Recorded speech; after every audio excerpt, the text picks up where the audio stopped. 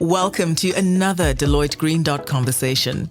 This episode, recorded live at Deloitte's head office in Johannesburg, is a panel discussion from the Public-Private Partnership Seminar, Fostering Public and Private Sector Collaboration in Water and Sanitation Infrastructure.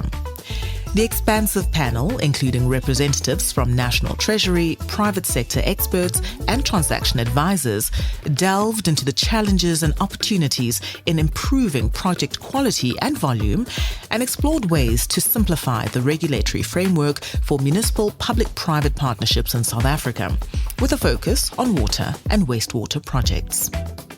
The panel was made up of the following guests: Mr. Surav Agarwal, Director, Deloitte India; Mr. Johan Labba, Head of Water Partnership Office; Mr. Devan Govender, General Manager, Business Development, Suez Group; Mr. Mercuria Asafor, Water Security and Sanitation, AFDB; Mr. Damane Hlalele, Director, Planning and Advisory, ARUP; Mr. Andre Kruger, CEO, PPP Training Online; Ms. Dorcas Kayo, Director, Infrastructure Finance, National Treasury; Mr. Thomas Adcock, Senior Investment Officer, IFC.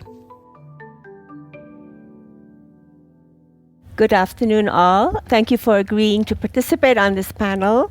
So I think I'll start with you, Dorcas, because one of the triggers of today's session is when we found out that National Treasury is simplifying the regulatory framework, and we thought it's going to open up opportunities in addition to other initiatives that's going on. My question to you is, you are effectively the gatekeeper of PPPs. You are the National Treasury side, not the GTAC side. So you see a lot of projects come to you that have problems, possibly.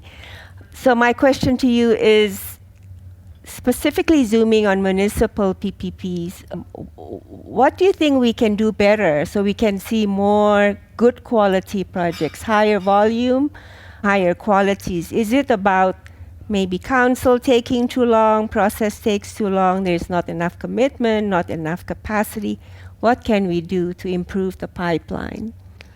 So zooming in on the municipal space, I think we could look at a number of areas, and one of them is when a triple P comes in, is the consultative process, reducing it to a time that then doesn't affect the value chain time period that is required to reach financial closure. So one of the possibilities, even in the new proposed amendments, which were sent for public consultation, is to reduce that consultation period. Not to say that you limit the participation of stakeholders, but to streamline it so that it's not protracted and goes back and forth, but is clearly streamlined. Another thing is about the capacity of sponsors to be able to identify a triple P project, to plan it and package it properly, so that when it comes to the regulator, who is the gatekeeper, like you are saying, and when we give our treasury views and recommendations, we are not pushing it back and saying it is not ready. So we need the capacitation of sponsors to make sure that they are able to prepare projects which then sail through the value chain process. And while I am there, you may have the skills, but you also need project preparation support. So I think there was someone on the floor who was talking about the cost of transaction advisors. This comes, it's quite costly, and it's very important that there be the project preparation funding. So like in GTEC, we used to have a project development facility, which has since fizzled out. And we need to resuscitate that in a sustainable way. And I think a sustainable way is to say government can come in and provide pools of funds, but the architecture of those funds must be defined properly. And then the other thing is to make sure that it's sustainable, because like the PDF, the Project Development Facility, when a project reached the financial closure, someone would then, the winning bidder would then pay back. So there's that importance of sustainability. So they are skin in the game, and we can top it as government.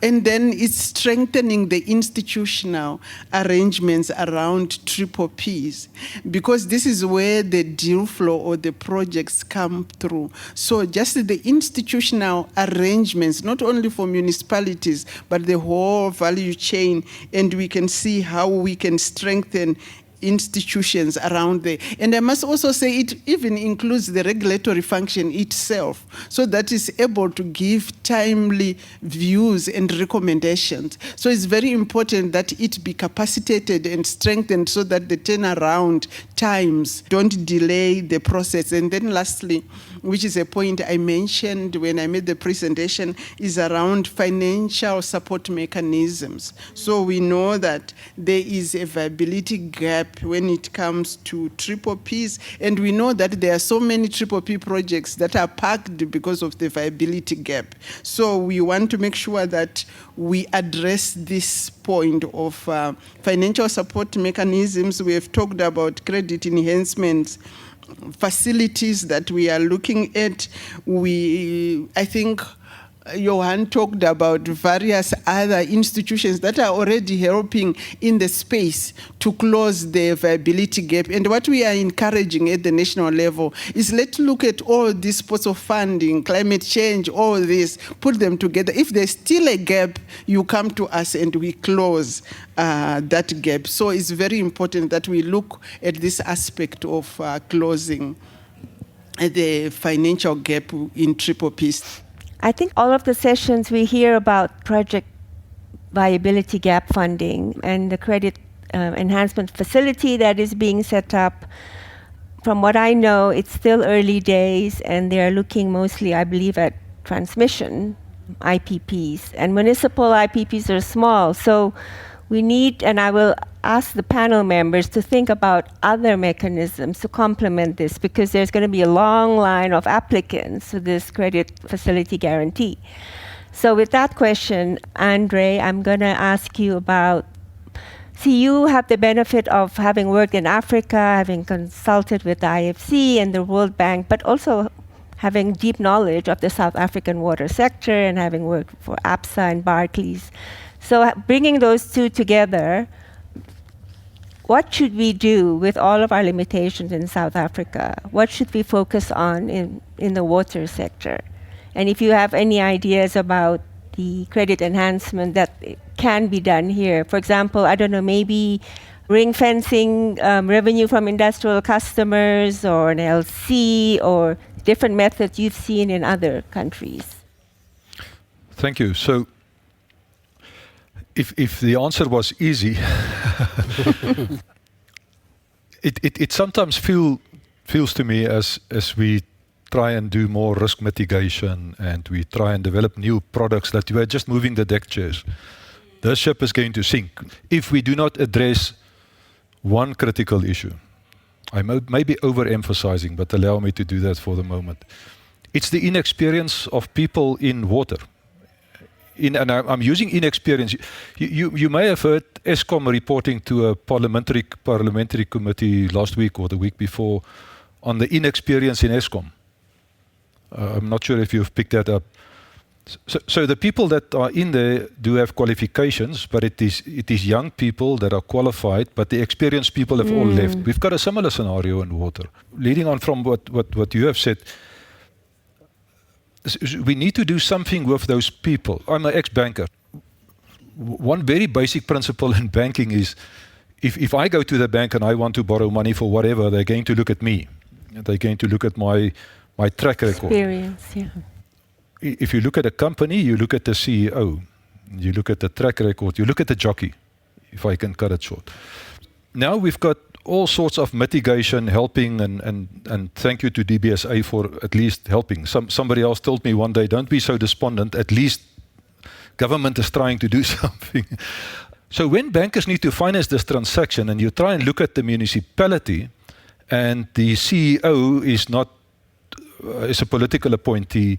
The finance director is not qualified or not experienced. Let me stick with experience. You're not going to finance that transaction because you've got mitigation, because you've got a guarantee. Remember, you don't finance a project because of the guarantee. The project has got to be sound. That guarantee or the security that you take is in addition to a good project. So if I can just stick then with we need to do something about the experience of people in water. If I can phrase it a little bit differently, to be able to conceptualize and develop a PPP, you need a more experienced person in government than you have for traditional procurement. You need a more experienced person. So I've got some ideas of what to do, and we have played with the idea. So I'm now in consulting and training, and I don't know where the banking happened, but that happened a few years ago. We've got to look at creating more project managers, establishing more, helping them with experience, project managers and contract managers. It's hair-raising how few of our contract managers that we've got currently in the country managing the projects that are doing a good job. And we have actually helped one guy, and I no name. There was default by the private sector for 6 weeks, and there was no penalty on the private sector. So I had coffee with the guy, and he then said, I don't know how to do it. And he's been a contract manager for 10 years. I don't have a contract management manual. That's something else. So I think I must just stop there. So to me, that's the elephant in the room. We can mitigate and we can develop new models and new products and whatever. If we do not get the experienced people in key positions, I think it's going to take longer. Maybe we'll get there. Maybe we'll help in the meanwhile, and we need to help in the meanwhile. So I'm not saying DBSA shouldn't do what they do. I think it's great so that we can get some momentum, but we need to replace. We need to help upskill those people. If I can just stop there. I guess we have a chicken and egg situation, because to get experienced PPP project managers, you need live projects. So we're going to make mistakes, I think, in the beginning. I mean, who was it who said, Mojabeng, the earlier concessions? I mean, we didn't have a regulatory framework, and if I look at the contract management officer, I mean, people were just like overwhelmed, but kind of working together, and yes, they made mistakes. I think maybe we shouldn't aim for, for perfection. You are worried about the contingent liability if you don't get everything right. But yeah, I think finding a balance in between. Maybe just last word on this. There's some international programs where guys go through a 6 months or even a year program. Not for a full period of time, but helping them building experience, creating experience. In the training, we've made use of project managers and contract managers, South Africans that have worked here and now working in Saudi. All of us know that in Saudi there's too much work for. So we make use of them in the training to bring back experience in the training events. And we can use those same people, huge experience sitting in Saudi. And I suppose a few other countries as well. Maybe one can, bringing a few corporates together, can develop something. Maybe we can get a bulk discount for all of the project managers can get a training from your institution.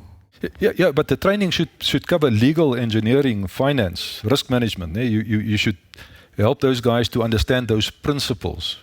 So we've developed something for African Development Bank. We don't have anybody from AFDB here. Oh, sorry.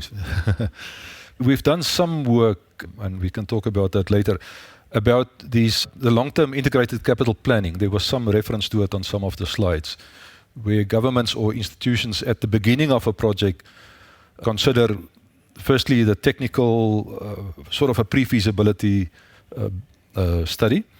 And then after you have decided this is a project we want to procure, then you consider the procurement methodology.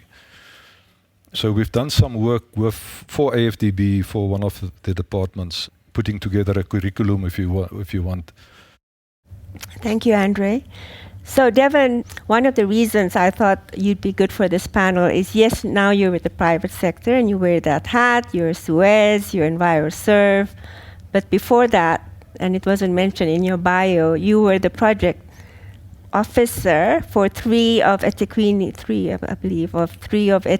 wastewater and water projects.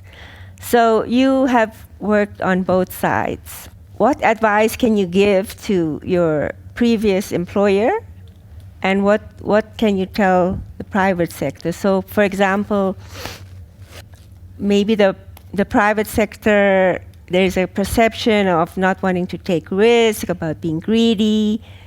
What will we tell municipalities that, well, you know, they have to price for these things. So the more you are not clear about risk allocation, or the more you don't do, and you transfer all the risk to them, the more they're going to price for it. So we need to do our homework in terms of what needs to be done, for example. So can you share some of those thoughts now that you've been on both sides? Maybe just put it in context. Yes, so I'm currently with EnviroServe Suez. It's a Suez company, but I have to recognize our shareholders, RBH and AIM. Very localized company that has been acquired by Suez International. So Suez has got over 160 years in the water and waste management services, providing sustainable and innovative solutions throughout the world. And they've got decades of experience in advanced water treatment, wastewater treatment, desalination, etc. So in terms of the private sector, we've got the right expertise in South Africa. As Leila mentioned, I was formerly from the public sector. Andre was talking about this basically department that will provide that type of support for the public sector. So that's what I used to do. It was the first and I think functional department in the metros, right? So basically ran the business department that focused specifically on PPPs. And then having built up that unit, registered 5 PPPs and 4 of them at procurement stage, right? And the one that was most of it on the screens was, it was one of those projects that I developed up to procurement stage. So yes, PPPs are complex. They are different. They are different from the traditional procurement. And I think that's where the key difference is. Because remember, the public utility, someone was asking during the break, and I was trying to give them the paradigm shift to when I started back in 25 years ago in the water space. We were called water and waste then. Where service delivery was the number one priority. So water is very ring-fenced, and you do not follow the queue when it comes to water. I mean, it's a basic service. That time has come and gone. It's now gone to a compliance come first, service delivery comes second. So that's what the challenge that the public utilities have, right? Because they have to follow a regulated process to get projects up to procurement stage. What advice will I have for the public sector? The great part is that I would focus, I think all the speakers have spoken about it, but if I have to pick the top 3, I would say number 1 is the seriousness of the tender process. Number 2 is the affordability, and number 3 is the bankability. I think they've all spoken about it. But for a public utility to embark on a PPP, you have to secure project prep funding. And we are very fortunate to have Johan by my side here, who has now dedicated project prep funding for these utilities. Because as we just mentioned, project prep funding is much needed and it's not cheap. So there is access to that grant-funded project prep funding. However, to the other aspect is that these utilities need to get their council and their political buy-in. Because without that, they are not really serious about a PPP. If they're just going to do a feasibility through a technical consultant, that's not a feasibility. That's not a PPP process. You have to follow the regulated process. So in the short, there is no shortcut. And I think I've been shot down many times for that. The other aspect is after you get this project prep funding, then the next step is to select your transaction advisor. Now, your transaction advisor, there again, we are very fortunate. So I must commend Deloitte to have put this panel together, because I think in the end of this panel, we can sign a PPP contract and I'll be the private party. No, just kidding. All right, but With National Treasury, they have a panel of advisors, right? Now, there again, I've been in the public sector. I've utilized both. I followed the procurement process. It took between 9 and 12 months to procure a transaction advisor. I utilized GTAC's panel of advisors, and it took me 2 weeks. So they've got a pre-approved panel of advisors, which you can now leapfrog and get the process fast-tracked. And GTAC is a professional institute. They've got a dedicated procurement unit that knows PPPs and will obviously then give you that support that you need. When it comes to your public utilities, they are very used to your traditional procurement and your EPC type of contracts.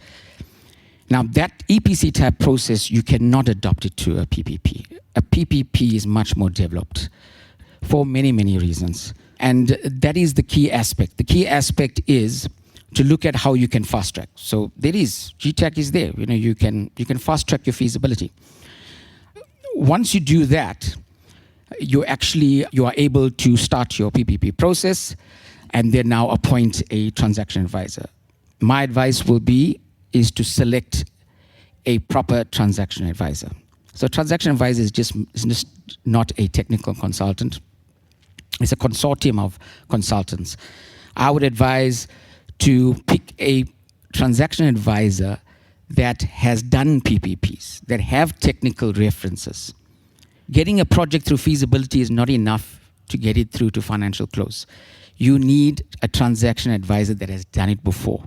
They need to walk that journey with you.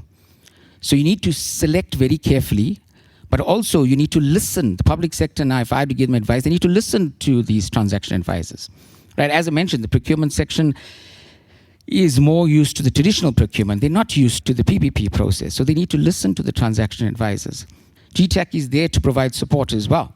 Then we move on to the next aspect, and that is, I think we've labored that a lot, but it is a topical issue. And that is in South Africa, when it comes to the bankability of projects, there is no sovereign guarantee.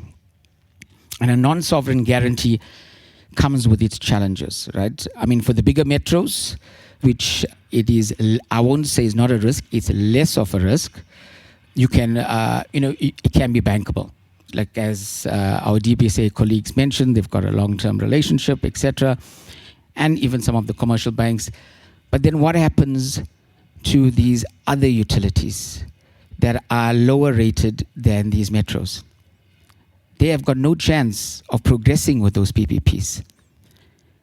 There again, we are putting a lot of pressure on dockers, but this, for me, this key aspect of addressing this guarantees is with National Treasury. National Treasury has to provide some instrument or some tool that's going to assist these other utilities to where affordability, bankability is an issue, to allow the investors, allow the big companies to actually feel that they can invest. Because they are not going to invest, they feel that it is a risk.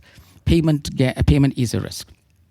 Yes, these guarantees are a key aspect. And I'm glad, it's like this project here that we talked about. It's the one that triggered this whole guarantee discussion.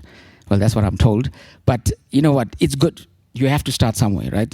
But don't reinvent the wheel. These documents are all public information. And as Johan says, they're going to use this as a lesson learned and try and share this with the utilities. I think there was an article I did for this magazine once, and what I said, I hear Andre's comment, yes, there's a lot of the institutional knowledge that has left the municipalities over the years. And for me, why I advocated PPPs, because I feel PPPs are a vehicle to future-proof water and sanitation infrastructure. EPC is not. There's not shortfall of funding that's available, but it's the issue about providing sustainable solutions in that space. And that is something that we need to focus on.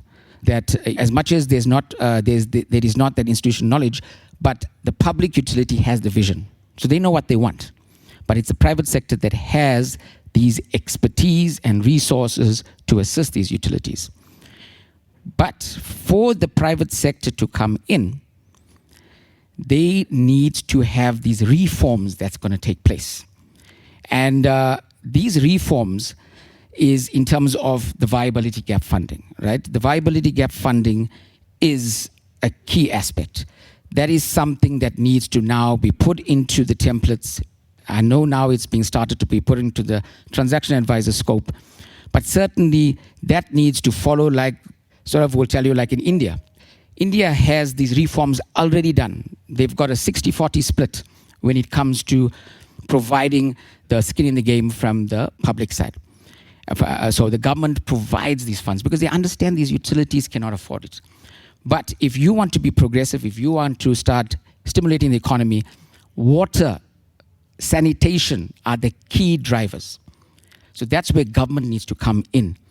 Private sector will 100% invest, but there needs to be those reforms in place. Now, certainly Suez is not going to invest in small type projects. Yes, I appreciate GTAC has gone through this framework where they've looked at a faster track process, but that 2 billion rand is for the lifespan of the contract. It's not going to be appealing for a company like Suez. That packet is not attractive. And there's a reason for that, which we move on to the tips for the other private companies, the private water companies. And that is that to prepare for a bid is expensive too. When you prepare for a bid, there's no such thing as you just got to put a bid together. That's not how PPPs work. You need to ensure that you have the full suite of services so you can provide that service that the municipality wants. And that costing is going to be the same for across the board for all projects. So imagine investing that, and it's not an infrastructure project that has potential in it. So for me, that will be the reform that we much needed here in South Africa. The energy crisis, 2008, 17 years later, right? It took some time, but we're still having load shedding. Water crisis is here, that I can confirm. Water crisis is here, but we don't have 17 years. That reform needs to happen now.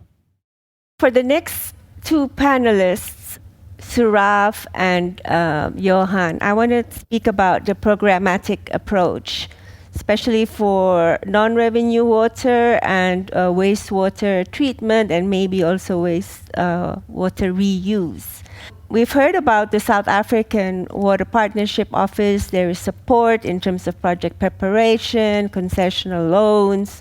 But I also like to raise the Indian story, where they actually went further, and maybe, Dorcas, this will trigger some things in your mind. Because, yes, we have the viability, the BFI, but those are for big projects. A lot of these projects are actually quite small, and there's a lot of interest in accessing that BFI. So maybe do we not need some kind of BFI for water losses, wastewater treatment, and wastewater reuse? So India has done quite a bit of that. They have two models, but I won't get into that. Suraf, maybe you can quickly explain what they are, and also how did the government justify there is one model which requires 100% funding from government, and the private sector only provides operational capital. How did they come up with all the money to do that? Could you touch on the two models, and how was it done? So you're right. In India, we have DBO model and something called as hybrid annuity model. So in the DBO model, the entire 100% of the capital cost is funded by the government, like we have. But most of the DBO models today are performance-based contracts. We have these models for both for water supply, within water supply also for treatment and also for distribution infrastructure, where another blue is a key component. I can talk about the another blue side of things, but on the wastewater side also, we have both for sewage treatment and also for industrial effluent treatment. We have both DBO and hybrid annuity models and DBFOT models.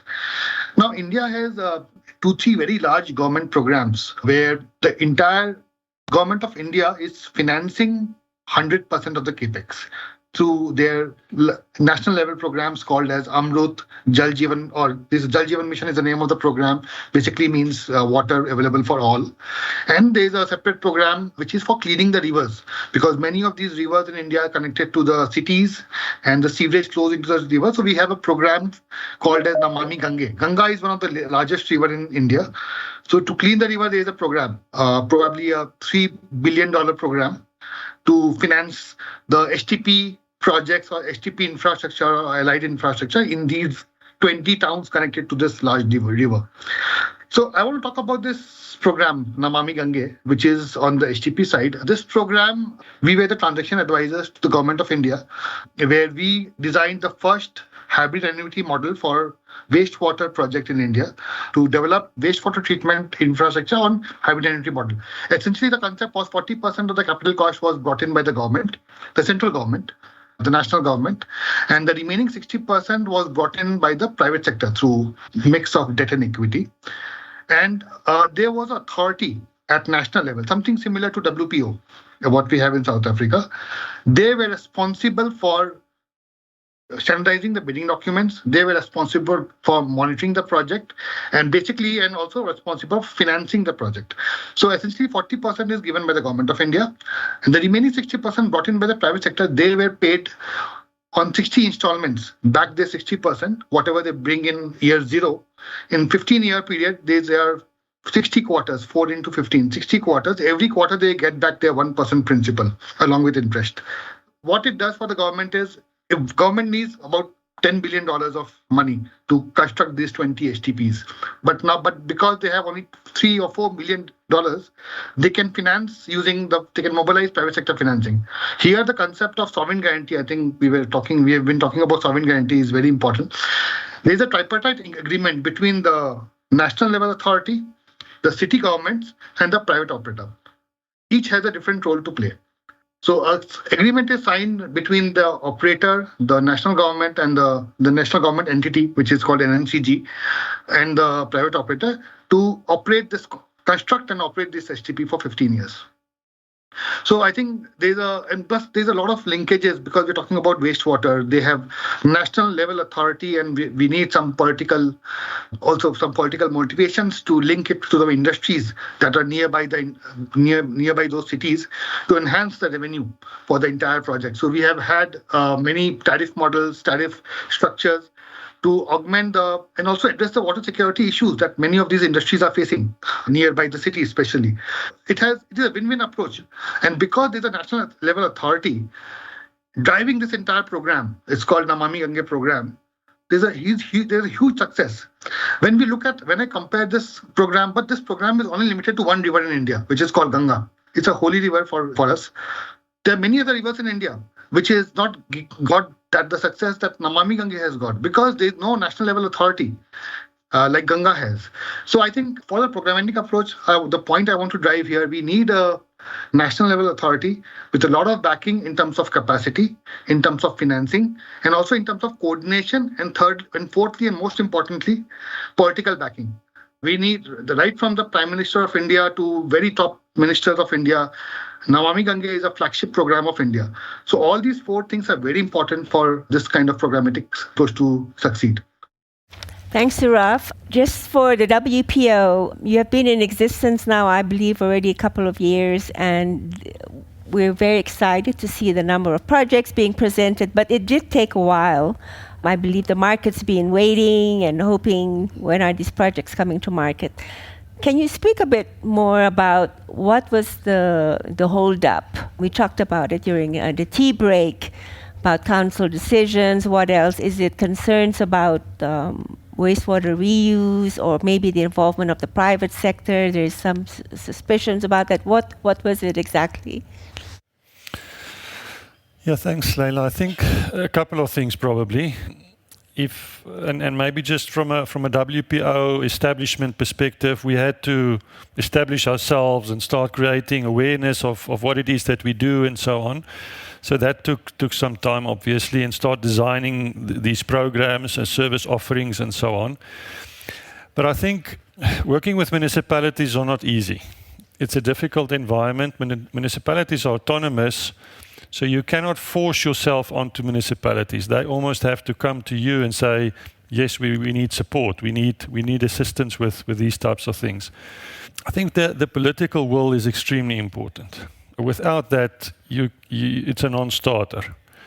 So you have to establish that political will, and I think Saraf also mentioned it now. Secondly is financing the water sector is not easy. You have to establish a strong revenue stream. I mean, Devin mentioned it, Andre mentioned it, Saurav mentioned it. Without that, it's very difficult to attract private sector investment into projects.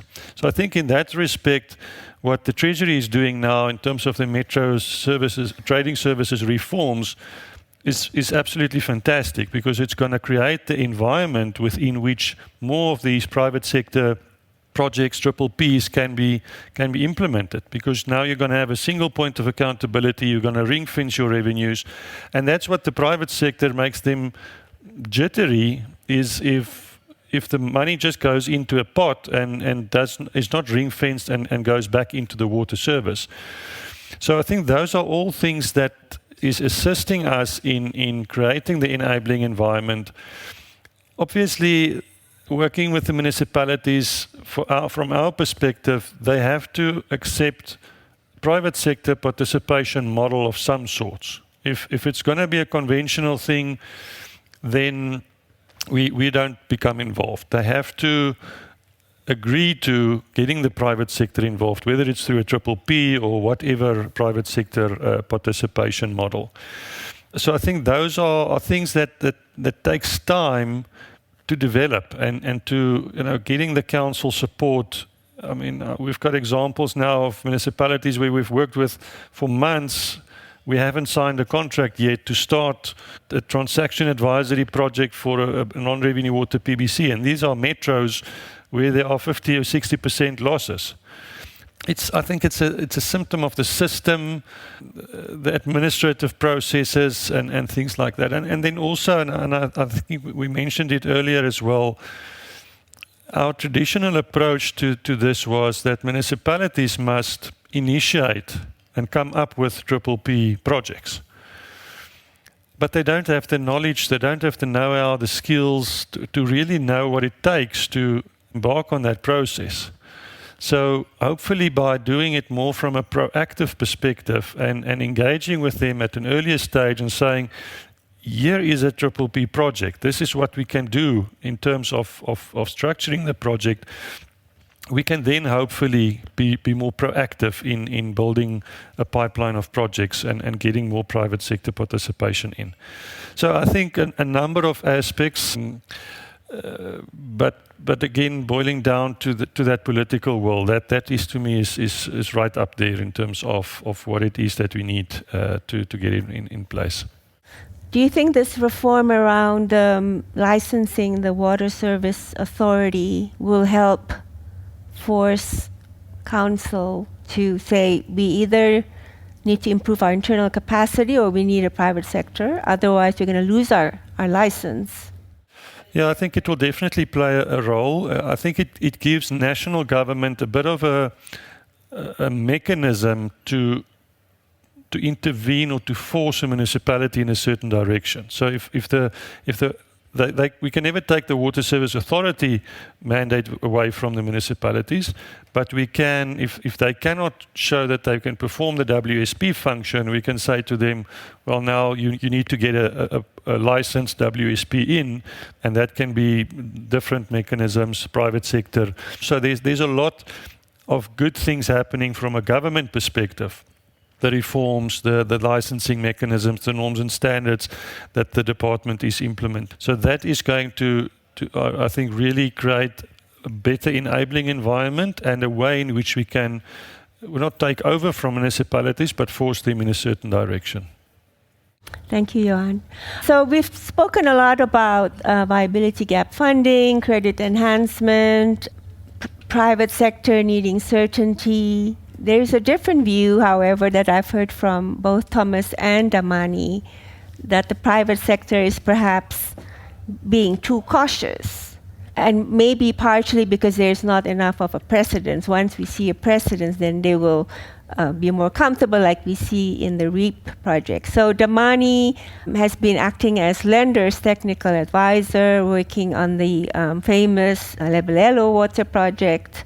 Can you share your views on particular that aspect about the lenders? I don't know if you have any banks today, but hopefully Yeah, I'll feel free because my clients won't be here. Yeah. So maybe just to give the context. So in Arab, we are a consulting firm.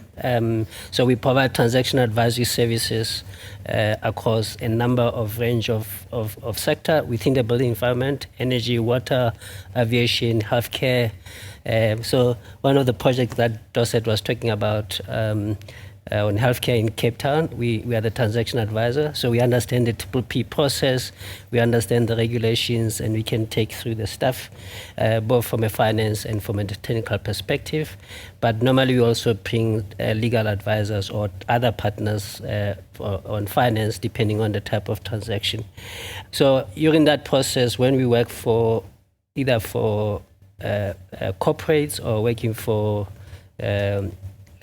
government or sometimes on IPPs. We do a lot of work on with the renewable energy on the IPP program for a number of years, either as developing feasibility studies or working for lenders on the other side. So we help them to develop the feasibility studies. We take the stuff through the procurement. We support them through the financing and procurement phase up to financial close, working with the banks to develop all the procurement documents, so all the project and financing documents prior to commercial and financial close, and then we monitor the construction and both construction and operations. So that's when we support the sponsors or borrower. Yeah, but when we work for lenders normally sponsors normally go to banks and then they ask the banks for money, and then the banks will say, we need somebody, an advisor like us, to come and provide advice and to do a due diligence on the deal. And then we write reports, and then those reports goes to credit committees, and then the credit committees signs the deal, and then the money is provided, and then we monitor the projects during construction and operations to make sure that whatever is in the financing documents, the sponsor and the developers delivers those. So just to give the context that we understand on the other side, but also on the other side. And then I think when I talk about some of the challenges in terms of the eyes of the lenders, I just wanted to give you that context. So I think the other thing that I wanted to mention is I think the earlier speaker was talking about there are different types of projects, whether it's water resources or distribution. I found the water resources projects very easy. The distribution is very, very complex. And I think nobody's an expert in this. I think if I look at the evolution of the industry, is we have been using a lot of stuff that we learned on PPPs or transaction in the past. And then in the last 15 years, we've been doing the energy stuff for the IPPs and all of that. And then some of that knowledge is being used on water projects. And so everybody's learning as involving. And I'll come to some of those challenges that we see when we put some of this transaction together. Also, the types of complicity for me, the way we have thought about this is when you have a project with off-takers, like the one that we are doing for Lebalelo, where the mining companies are the off-takers, that's very easy because government is providing some funding, which are matching the commercial banks on a ratio that I wouldn't disclose for other reasons, and then the commercial banks provide money on the basis over the loan period, on the basis that the mining companies will provide the off-takes. Yeah, so the off-take agreement is the guarantee, basically. So earlier we were talking about the guarantees. So when you've got a solid companies that can underpin that project for 15, 20 years, the off-take agreements are your guarantee. So if those companies can even provide some level of coverage over some of the government stuff, either for economic development in the area, you sometimes don't need to go to government for guarantee as long as those mining companies or big industrial can give you that. So, but if it's a project that is got very little off-takes, is mostly communities, is very difficult.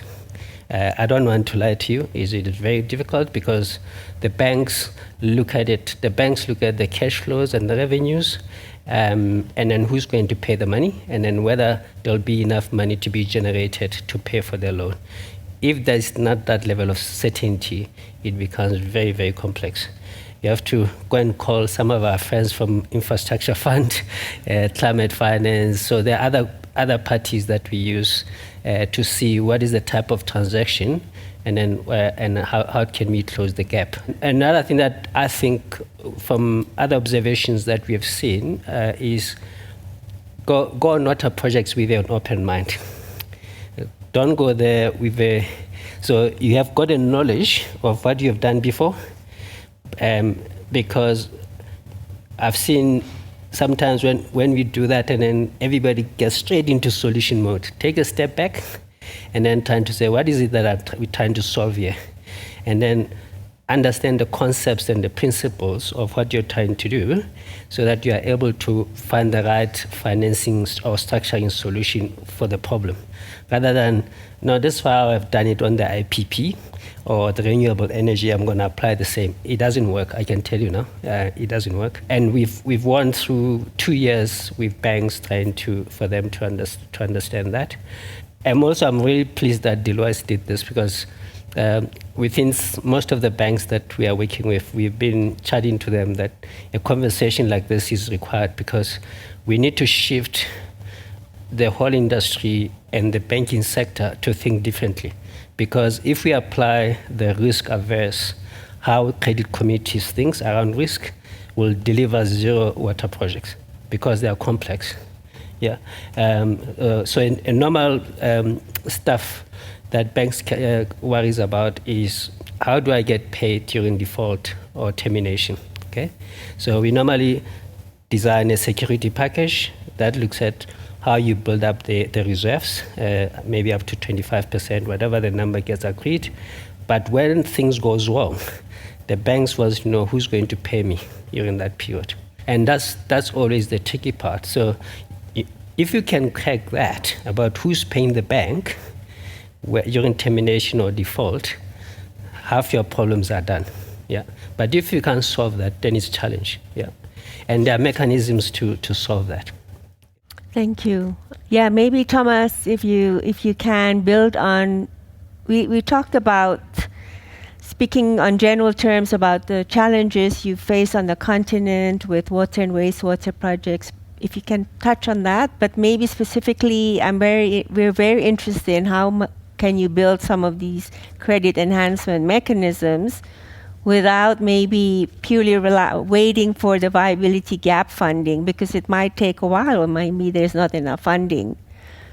No, sure, absolutely. So just to give context, so I'm with the transaction advisory team at IFC, not on the lending side, but so we're advising government counterparts and utilities, subnationals to bring in private sector capital into these types of projects. But I think just to sort of reflect on what you're actually saying to the previous speaker as well, I mean, it's our job as transaction advisors to bring the private sector sort of feet to the fire, so to speak. You know, we are there to make sure there's competition. We want competition with, you know, DBSA, AFDB, IFC, and actually the commercial banks. Like, this is such a big sector that we need so much financing here. We also need to bring in the commercial banks like we've seen in the IPP sector. So what we've done as the advisor on eThekwini, the wastewater treatment plant there, is to try and come up with a structure that really draws out from what the private sector actually needs. So there, the guarantee product, or the sort of the LC, liquidity facility, actually has to be set up by the private sector if they wish to have it in that project. So it enables them to go and talk to their lenders and make the decision, do we need it or don't we? And if they do include it, then it's going to add a little bit of cost to their bid. So they have to think quite carefully if they do need it. Now, from the due diligence that we've done, we understand that the majority of lenders and actually the big sponsors, the Violas, the Suezes, the Matitos, need this as well to enter into the market. So what we've really tried to do is put the onus on them they will then come with their bids. And this is what we would like to see, partnering up with Johan and WPO as well. This type of solution then just be rolled out programmatically, because each metro has a slightly different creditworthiness. The private sector are going to look at each metro a little bit differently. I think from our perspective, what's really important on that is just that it's on the private sector to put those things in place. But we still need to do these capacity building sort of roadshows with the metros, because for there to be an LC or some form of credit enhancement in place, you still need the metro to have some sort of obligation to top that facility back up. And this is really, really important. The private sector can fund it in the beginning or set up the LC, but if you don't have the public sector party actually have an obligation to top it up, then you're in a situation where it's not really seen by the lenders as a sort of viable credit enhancement. So I think for us, this is the sort of the key challenge. It's separate from viability gap funding, which we see in a lot of projects where the financials of the project, it might be, gate fees on a solid waste plant, it might be a rail project. If you need viability gap funding, that has to be agreed up front. But as well as that, these, large scale, utility scale players, to bring them into the market, they do need to see this credit enhancement. So, this is for us, a key piece that I think we're getting right on E220. This is why we've got all the interest, and this is why we want to roll this out with Johan's help on all of the other metros. Yeah. Thank you for that. And I would even argue that beyond the WPO, a lot of municipalities, for example, we are working on municipal IPPs, and they are good payers to ESCOM, but there is so much hesitance from the bidders on the risk. And electricity is a basic need. So what can we do to bring them on? And maybe some of these ideas can be borrowed for the municipal electricity space as well. Mercuria, we chatted before the session, and you wanted to share some of the challenges you see in the sector. I think we've kind of touched on that quite a bit, so it will be familiar. Perhaps you can zoom in on a couple of projects that you've worked out and how you address those sectoral structural challenges. I think for me, we are the only AAA rated institution, African institution. We have the privilege of working across the continent. And we work also both in the private as well as in the sovereign or government operations. So in that regard, I think what I have seen is the major issue, the capacity issue, which has been raised by the colleagues. And also then I think the other one is the sector reforms. And, so if you see in some of the countries, the issue of tariff and cost recovery is really, really very important. So, the countries has to do, they have to implement and allow for an effective cost recovery mechanism. If it is a transfer, it has to be done. If it's also a full cost recovery, I think the final objective is to reach that stage. So we encourage also to do that. And then the resource has also to be ring-fenced so that, in this particular case, when I was here, in some of the municipalities, as was mentioned, they were paying for electricity, but not for water. So I think there should be a way also, of ring-fencing so that is also paid for. So in most of our operations, when we do also, I think what we do is we want to ensure that cost recovery issues are appropriately captured. And also, I think the capacity building element, I think as was mentioned, I think in the PPP framework, for instance, we help countries in putting the right environment, the enabling environment, for instance, at the national treasury, but it's also very important also to mirror this also within the sector institutions. We have to build also those capacities at a lower level as well. So that I think then project preparation is also another element which is very critical. So we do also provide some grants to to prepare in project preparation, but most importantly we provide also these de-risking products like guarantee products as well as and then also equity financing and loans. So I think the capacity building and also knowledge sharing is also another critical element that can help, to address issues in the sector. Thank you. That's good news. So can we give your details to Dorcas in case there are any municipalities who need project preparation support? Yeah. Excellent. Yeah, because I think I haven't seen AFDB play so much, at least in South Africa, in this space. So it's good news that you are offering these products. Thank you. Thank you. Thanks for listening to Green Dot Conversations. Remember to like and subscribe. To keep up with Deloitte's latest thinking, follow us on social media and YouTube.